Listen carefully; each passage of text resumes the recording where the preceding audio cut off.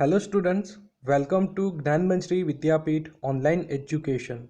I am Abhishek Goswami. I hope that you all are fine and safe at your home. So in the last lecture, we have discussed about factor affecting the climate and seasons of the India. I hope you understood very well about all the topics, and in the today's lecture we will discuss about cold weather season like winter and hot weather season like summer. So let's get start the topic. So first of all, let's learn about cold weather season. So cold weather season, it is also known as winter season, and the time duration of cold weather season in India, it is December to February. So in India, the 3 months duration from December to February is considered as winter. So, sun shines vertically over the southern hemisphere between 22nd September to 21st March. India is situated in northern hemisphere, so it is under the influence of slant sun rays between December to February and low temperature prevails. So winds blow from northeast direction from Central Asia. These winds are dry and cold, so the weather also remains dry and cold. The sky during this season generally remains clear. So winter season की बात करें, time duration आपको याद रखना होगा दिसंबर to February. And हमने last lecture series में देखा था कि कैसे हमारे वर्ल्ड में, हमारे इंडिया में सीजन आती है। सो सदर्न हेमिस्फीयर में 22 सितंबर से लेकर 21 मार्च पे काफ़ी वर्टिकली सन फॉल होते हैं, तो इसी के कारण सदर्न हेमिस्फीयर पे इस टाइम के दौरान समर सीजन चल रही होगी। बट हम नदर्न हेमिस्फीयर में, means India is situated in northern hemisphere, that's why it is under the influence of slant sun rays between December to February and low temperature prevails. Means हम बात करें कि India northern hemisphere में है और northern hemisphere पे इस time के दौरान स्लैंट सनरेज फॉल हो गए। स्लैंट सनरेज मीन्स काफ़ी क्रॉस सनरेज हो गए, और इसी के कारण हमारे इंडिया में गर्मी काफ़ी कम होगी during the winter. And time duration की बात करें दिसंबर टू फेब्रुआरी। देन हम बात करें कि विंटर में विंड डायरेक्शन कहाँ से कहाँ पर होगी। सो winds are originated in winter from north east direction. Winter में हमारे इंडिया में विंड डायरेक्शन होगी नॉर्थ ईस्ट से, इसका ओरिजिन होगा नॉर्थ ईस्ट से। और नॉर्थ ईस्ट के ऊपर हम बात करें तो चाइना, रशिया ऐसे कंट्री है, तो विंटर सीजन में हमें विंड कहाँ से देखने को मिलेंगे, from China and Russia. And हम बात करें कि ये विंड काफ़ी ड्राई एंड कोल्ड है क्योंकि यहाँ पर कोई वाटर बॉडी अवेलेबल नहीं है। So that's why the sky during this season generally remains clear. Then northeast India remains comparatively cooler as it is far away from the sea and some part of it is a desert. During the winter, this region develops high pressure and this deflects the winds. Dry and cool winds are generated due to the high pressure. These winds reduce the temperature of places over which they blow. In Delhi, temperature often goes below 10 degrees Celsius during winter and it remains around 16 degree in Allahabad and 18 degree in Kolkata. सो हम बात करें कि क्या situation होती है winter season में। सो हम बात करें नॉर्थ ईस्ट इंडिया, ये काफ़ी ज़्यादा कूलर होगा, काफ़ी ज़्यादा ठंडा होगा, because it is far away from the sea and यहाँ पर डेजर्ट रीजन काफ़ी ज़्यादा है। मैंने लास्ट लेक्चर में भी आपको बताया था कि जो लैंड पार्ट होती है ये जल्दी से ठंडी भी हो जाती है, जल्दी से गर्म भी हो जाती है। सो इसी के कारण नॉर्थ ईस्ट रीजन में समर सीजन पे काफ़ी गर्मी होगी, विंटर सीजन पे काफ़ी ठंडी होगी। तो इसी के कारण हम कह सकते हैं कि north India remains comparatively cooler as it is far away from the sea. Then हम बात करें कि टेम्परेचर में क्या वेराइटी होती है। Like in Delhi temperature often goes below 10 degree Celsius during winter, but Allahabad is not very far from the sea. That's why Allahabad experiences 16 degrees Celsius, and Kolkata is very near to the sea. That's why Kolkata experiences 18 degrees Celsius temperature during the winter season. So at this time the temperature in Himalayas is much less. The January temperature of Shimla, Darjeeling is around 5 degrees Celsius. After the snowfall in Himalayas, the cold and heavy winds rush towards the North Indian plains. As a result, this plain along with Gujarat and Rajasthan are under the grip of cold wave. Temperature decreases suddenly, frost in some area disturb the cotton crop. अब हम बात करें कि हिमालयास की बात करें तो Himalayan reason में विंटर सीजन में काफ़ी लेस टेम्परेचर होगा। हम बात करें कि जनवरी मंथ में शिमला एंड दार्जिलिंग में 5 डिग्री सेल्सियस टेम्परेचर होता है। एंड बात करें कि after the snowfall in Himalayas the cold and heavy winds rush towards the north Indian plains. Himalayas पे काफ़ी ज़्यादा सनफॉल होने के कारण heavy cold winds north Indian plains में हमें देखने को मिलेगी। देन हम बात करें कि ये विंड्स कभी कभी गुजरात एंड राजस्थान पे भी आ जाते हैं, तो इसी के कारण गुजरात एंड राजस्थान में भी काफ़ी कोल्ड वेव देखने को मिलेंगे during the winter season. Then हम बात करें कि फ्रोस्ट, विंटर सीजन में फ्रोस्ट काफ़ी होती है, तो इसके कारण कॉटन क्रॉप को काफ़ी ज़्यादा नुकसान होता है। Then, temperature does not fall below freezing point during the winter except for the high mountainous region because the central Himalayas obstruct the extremely cold winds coming from Central Asia and protects India from severe cold. अब हम बात करें freezing point. Freezing point होता है 0 degree Celsius, means कोई भी water snow में convert हो जाए, इसको हम कहेंगे freezing point. And winter season में फ्रीजिंग पॉइंट कभी भी नहीं होता, मीन्स टेम्परेचर कभी भी ज़ीरो अराउंड नहीं होता, बट हाई माउंटेनियस रीजन में कभी कभी 0 डिग्री से भी कम टेम्परेचर देखने को मिलता है। और इसी के कारण हम बात करें कि सेंट्रल हिमालयास ये काफ़ी कोल्ड विंड्स को ऑब्स्ट्रक्ट करते हैं, मीन्स चाइना रशिया उसमें से जो कोल्ड विंड आते हैं उसको रोकने का काम करते हैं Himalayan mountain. That's why winds coming from Central Asia and Himalayan mountains protects our India from this severe cold. So Himalayan mountain ये हमारे लिए एक प्रोटेक्टर का काम कर रहा है, ये काफ़ी हैवी कोल्ड विंड को रोकने का काम कर रहा है। दैट्स वाई हमारे अदर रीजन में ज़्यादा लेस टेम्परेचर देखने को नहीं मिलेगा। देन लाइक टू नो में दो इम्पोर्टेंट टर्म है jet stream and western disturbance. So आपको मैं एक ब्रीफ इंफॉर्मेशन दे देता हूँ, जेट स्ट्रीम क्या होता है, वेस्टर्न डिस्टर्बेंस क्या होता है।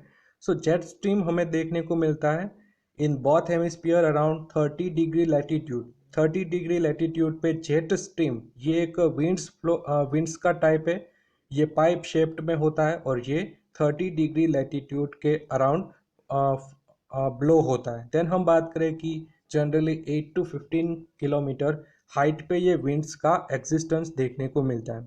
देन हम बात करें कि एवरेज वेलोसिटी होती है जेट स्ट्रीम की 150 किलोमीटर पर आवर। एंड अगर हम सेंट्रल पार्ट मीन्स ये विंड के मेन ओरिजिन की बात करें तो यहाँ पर 400 किलोमीटर पर आवर वेलोसिटी होती है विंड की। देन हम बात करें कि विंटर सीजन में ये हिमालयाज के जो रीजन है यहाँ पर ब्लो होते हैं, दैट्स वाई विंटर सीजन में हिमालयन पार्ट काफ़ी ठंडा होता है और ये विंड काफ़ी स्प्रेड हो गए to the Indian part. Then हम बात करें कि समर सीजन में ये peninsular India means southern India पे स्टेशन मीन्स ये स्टेशन हो जाते हैं और high altitude winds help to bring rain, और जो हाई अल्टीट्यूड पे जो विंड फ्लो हो गए तो ये कभी कभी रेन भी लाएंगे। सो जेट स्ट्रीम की बात करें तो आपको उसकी लोकेशन याद रखनी होगी 30 डिग्री लैटिट्यूड, यहाँ पर जेट स्ट्रीम ब्लो हो गए। एंड स्पीड की बात करें तो इसकी स्पीड होती है 150 kilometre per hour. And middle part में मीन सेंटर पार्ट पे होती है 400 kilometre per hour. Then western disturbance की बात करें, वेस्टर्न डिस्टर्बेंस क्या होता है कि जो वेस्टर्न पार्ट है, वेस्टर्न सी कोस्ट है, यहाँ पर कोई प्रेशर जनरेट होगा और इसी के कारण वेस्ट से ईस्ट की ओर विंड ब्लो होगा। विंड की डायरेक्शन होगी वेस्ट से लेकर ईस्ट के दौरान, ईस्ट की ओर। देन हम बात करें कि विंटर में इंडिया में विंड की डायरेक्शन होती है from the north east, but western disturbance के कारण विंड की डायरेक्शन हो जाएगी फ्रॉम वेस्ट टू ईस्ट, और इसी के कारण वेस्ट साइड पे हम देख सकते हैं काफ़ी ज़्यादा वाटर बॉडी है, तो ये अपने साथ मॉइस्चर को भी ले आएगी, और इसी के कारण वेस्टर्न डिस्टर्बेंस के कारण हमारे इंडिया में रेनफॉल देखने को मिलता है। सो अभी हम देख सकते हैं कि हमारे वेदर में देख सकते हैं कि रेन काफ़ी देखने को मिल रहा है। So this is due to western disturbance.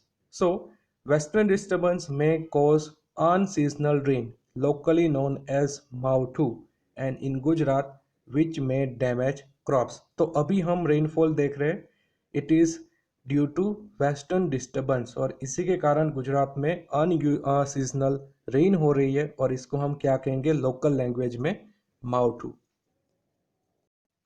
Then let's move further in our topic. So, conditions in South India during winter are different from those in North India. South India is situated in torrid zone near the equator and has a peninsular shape.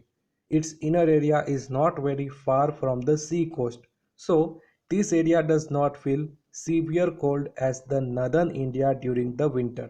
There is no snowfall. Temperature also does not go down very low. Temperature at Kochi during January is around 26 degrees Celsius. Madurai is 25 degrees Celsius and Chennai is 24 degrees Celsius. But mountainous area in South India feel low temperature. अब हम different reason की बात करें तो northern India, यहाँ पर काफ़ी ज़्यादा कोल्ड वेदर होगा ड्यूरिंग द विंटर सीजन, क्योंकि it is very far from the sea coast. But south India it is very near to the sea coast, that's why यहाँ पर टेम्परेचर काफ़ी कम नहीं होगा। हम बात करें कि यहाँ पर ज़्यादा ठंड नहीं होगी as compare to northern India. यहाँ पर स्नोफॉल भी नहीं होगा, टेम्परेचर भी काफ़ी ज़्यादा कम नहीं होगा। हम बात करें कोची, कोची में एवरेज टेम्परेचर होता है during the January month is around 26 degree Celsius, Madurai में 25 डिग्री सेल्सियस और चेन्नई में 24 degree Celsius. And mountainous region में लो टेम्परेचर होगा, बट हम सिटी एरिया की बात करें, मेन लैंड की बात करें तो यहाँ पर काफ़ी ज़्यादा कम टेम्परेचर नहीं होगा as compare to northern India, तो ये बात आपको याद रखनी है। Then temperature decreases towards north. In India, winter is considered to be very pleasant and healthy season. Due to longer and cooler nights, dew and fog are common in early morning. Day is shorter and night is longer. In winter, dry winds coming from over land mass generally do not bring rain, but northeast winds coming over from Bay of Bengal contain humidity. अब हम बात करें कि winter season को हमारे India में एक pleasant और हेल्दी सीजन माना करते हैं, कि विंटर सीजन हमारे लिए काफ़ी प्लीजेंट होती है और एक हेल्दी सीजन होती है।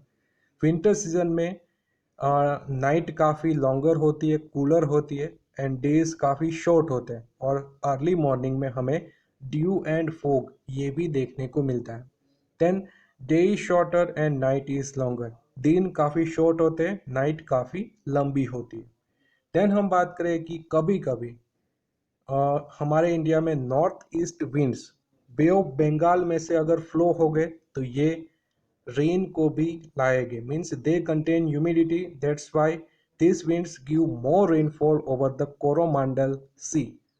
तो कोरोमंडल कोस्ट में कभी कभी रेनफॉल देखने को मिलेगा, बट जनरली विंटर सीजन में कभी भी हमें रेनफॉल देखने को नहीं मिलेगा, क्योंकि जो विंड फ्लो होगा ये होगा from the north east region, and north east region पे कोई वाटर बॉडी देखने को नहीं मिलती। देन हम बात करें कि north east gets some rainfall due to the western disturbance and thunderstorms. This rain is very useful for the rabi crop in Punjab and Haryana, and these winds give rain in Gujarat occasionally. This unseasonal rain in Gujarat is locally called मावठू। तो हम अब बात करें कि north east में हमें कभी कभी रेनफॉल देखने को मिलेगा, क्योंकि वेस्टर्न डिस्टर्बेंस, हमने अभी देखा वेस्टर्न डिस्टर्बेंस, विंड की डायरेक्शन चेंज हो जाएगी। वेस्ट से विंड ओरिजिनेट होंगे और ईस्ट की ओर आगे बढ़ेंगे। जनरली विंटर सीजन में होते हैं wind originate from north east.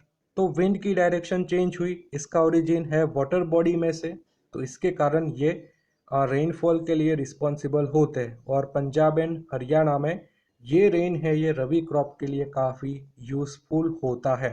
And Gujarat में आज हम बात करें कि आज हमारे गुजरात में रेनफॉल देखने को मिल रहा है, तो ये भी वेस्टर्न डिस्टर्बेंस के कारण है। और this unusual unseasonal rain in Gujarat is locally called as मावठू, और हम इसको मावठू बोलते हैं क्योंकि ये बरसात नहीं होता, ये रेन नहीं होता, बट एक मावठू होता है। तो in Gujarat it is locally called as मावठू। Then let's move to like to know. तो लाइक टू नो में आपको दो टर्म याद रखनी होगी, El Nino and ITCZ। El Nino एक स्पेनिश वर्ड है जिसका मीनिंग होता है स्मॉल चाइल्ड। देन हम बात करें कि अल नीनो क्या होगा। Warm currents from ocean, it is originate to the west of Peru along the Pacific coast in South America. South America में एक कंट्री है पेरू, यहाँ से काफ़ी वार्म करंट ओरिजिनेट हो गए और ये करंट हमारे इंडिया तक भी आ जाते हैं, और ये हमारे मॉनसून सीज़न विंटर सीज़न को अफेक्ट करते हैं। तो अल नीनो एक विंड है जो ओशन विंड, ओशन में से ओरिजिनेट होते हैं और ये काफ़ी डिस्टेंट एरिया तक अफेक्ट करते हैं। जैसे कि Peru, it is very far from the India but it also affect, El Nino winds also affect our India in during monsoon season. तो मानसून सीजन में कभी कभी ड्यूरेशन मीन्स जो मंथ होते हैं इसमें भी चेंजेस आता है, और अमाउंट ऑफ रेनफॉल इसमें भी काफ़ी इम्पैक्ट होता है अल नीनो विंड्स का। देन ITCZ की बात करें, ITCZ का फुल फॉर्म होता है इंटर ट्रॉपिकल कन्वर्जेंस जोन। यहाँ पर क्या होगा कि जो डिफरेंट ट्रेड विंड्स है ये कन्वर्ज हो जाएंगे, एक साथ मिक्स हो जाएंगे और ये एयर करंट्स के रूप में आगे बढ़ेंगे। देन हम बात करें कि कन्वर्जेंस जोन होता है 20 to 25 degree north latitude, and ये हमें जनरली गंगा प्लेन्स के आसपास देखने को मिलता है। एंड कभी कभी हमारे इंडिया में नदर्न पार्ट पे इसकी इफ़ेक्ट काफ़ी ज़्यादा होती है। So during colder season, the convergence zone shift to further south, so the winds change the direction to the northeast. तो ITCZ इसमें आपको मेनली याद रखना होगा inter tropical convergence zone. And ये क्या करते हैं, जो ट्रेड विंड्स होते हैं ये कन्वर्ज हो जाते हैं और इसकी इफेक्ट हमारे क्लाइमेट में देखने को मिलेगी। Then let's move to second season, and it is warm weather season. It is also known as summer season and Grishma season. So in India, the warm and dry season between March to May is called summer. During this period, sun rays fall vertically from south to north gradually and the land mass becomes warmer. Temperature increases continuously. The month of March is hottest month in the southern India. So summer season में क्या होगा, हमने देखा winter season में wind direction होगी from north east, but summer season में जो northern hemisphere है इस पे सनफॉल काफ़ी वर्टिकली हो गए, और दैट्स वाई हमारे इंडिया में समर सीजन देखने को मिलेगी during the month between March and June. Then हम बात करें कि hottest month in southern India during summer season, तो आपको याद रखना होगा March. The month of March is the hottest month in southern India. Temperature exceeds 40 degree centigrade at many places. Summer season के दौरान कभी कभी 40 डिग्री से भी ज़्यादा टेम्परेचर देखने को मिलता है। Central and north east India experience maximum temperature during April and May. At some places, the temperature reaches around 45 degree to 50 degree Celsius. Thus, entire nation experience very high temperature during summer. Due to the altitude of peninsula and plateau, the summer in South India is little mild. Compared to North India, the temperature here remains low. While the temperature in Delhi and Allahabad is 34 degrees centigrade, it is 30 degree at Madurai and 27 degree at Bangalore. Thus physical features and sea seem to have dominating effect to the temperature in south. So अब हम summer season की बात करें। Summer season में क्या होगा, काफ़ी ज़्यादा टेम्परेचर होगा, मार्च टू में इसका ड्यूरेशन है। और हम बात करें कि समर सीजन क्यों आती है हमारे इंडिया में, क्योंकि इस टाइम के दौरान सनरेज काफ़ी वर्टिकली फॉल करेंगे हमारे इंडिया में और नदर्न हेमिस्फीयर में। तो month of March is hottest month in southern India during summer season। तो मार्च मंथ इसमें सबसे ज़्यादा गर्मी देखने को मिलेगी। एंड टेम्परेचर वेरिएशन की बात करें तो कभी कभी 40 डिग्री, कभी कभी 45 एंड मैक्सिमम 50 डिग्री टेम्परेचर देखने को मिलेगा। देन हम बात करें कि दो डिफरेंट रीजन के बारे में। नदर्न इंडिया पे ज़्यादा गर्मी होगी और सदर्न इंडिया पे कम गर्मी होगी ड्यूरिंग द समर सीजन। इसके बारे में आपको एक रीज़न याद रखना होगा कि वाटर एंड लैंड दोनों की कंजर्व करने की और रिलीज़ करने की, सोलर सीट को कंजर्व एंड रिलीज़ करने की कैपेसिटी डिफरेंट होती है। और इसी के कारण जो प्लेस सी कोस्ट से काफ़ी नियर है, यहाँ पर काफ़ी कम टेम्परेचर देखने को मिलेगा with the comparison of very far from the sea coast. So हम बात करें कि southern India it is very near to the sea coast, that's why it experiences low temperature with the comparison of northern India. तो हम बात करें दिल्ली इलाहाबाद, यहाँ पर समर सीजन में जनरली टेम्परेचर होता है 34 degree centigrade because it is very far from the sea coast. Then हम बात करें मदुराई एंड बेंगलुरु, यहाँ पर टेम्परेचर होता है 30 डिग्री और 27 degree because it is very near to the sea coast. Then let's move to norwester and loo winds. So norwester क्या है, लू क्या है? So low pressure pocket north और नॉर्थ ईस्ट इंडिया में हमें देखने को मिलेगा और इसी के कारण बिहार, झारखंड, ओडिशा यहाँ पर काफ़ी हॉट विंड देखने को मिलेंगे और इसी को हम कहेंगे नॉर्वेस्टर। नॉर्वेस्टर में क्या होगा कि नॉर्थ ईस्ट इंडिया पे ज़्यादा लो प्रेशर पॉकेट जनरेट होगा और इसी के कारण काफ़ी हॉट विंड देखने को मिलेंगे। So this winds are locally known as काल Baisakhi and cause much damage in eastern India। So इसी को हम कहते हैं काल Baisakhi in the local language। Then second है लू। लू लू यहाँ पर इसका ओरिजिन होता है from the desert region, like western area पे राजस्थान में काफ़ी डेजर्ट रीजन होता है, तो यहाँ से काफ़ी हॉट विंड ओरिजिनेट हो गए and it blow over north India. ये नॉर्थ इंडिया के और ब्लो होगा और इसी के कारण नॉर्थ इंडिया पे थोड़ी ज़्यादा गर्मी होगी due to loo winds. And loo winds की बात करें, it is due to the excessive heat many peoples and animals die due to the loo wind. इसकी वेलोसिटी भी काफ़ी ज़्यादा होती है और इसकी अफेक्ट पीपल और एनिमल्स पे भी काफ़ी ज़्यादा होगी। Then let's move further in the summer season. So during this season, tropical cyclones develop over Bay of Bengal and over Arabian Sea, advance towards coastal area and cause devastating effects over coastal regions. Most of the country experiences hot and dry weather during summer. Most of the places do not receive any rain in this season, but sometimes Malabar coast gets some rain which helps the mango crop. So it is called Amra Vrushti. This is useful to mango and coffee crops. Then summer season की बात करें तो summer season में हमें कभी कभी cyclones देखने को मिलेंगे over bay of Bengal and Arabian sea और ये भी काफ़ी डिवास्टिंग अफेक्ट करेगा हमारे कोस्टल रीजियंस को। देन समर सीज़न की बात करें तो जनरली समर सीज़न के दौरान काफ़ी हॉट एंड ड्राई वेदर होगा। समर सीज़न में कभी भी रेनफॉल नहीं होगा एक्सेप्ट कई एरिया पे रेनफॉल होगा बात करें मालाबार कोस्ट पे कभी कभी समर सीजन में भी रेनफॉल देखने को मिलेगा, और इसी को हम कहेंगे आम्रवृष्टि, because it is very useful to mango and coffee crop.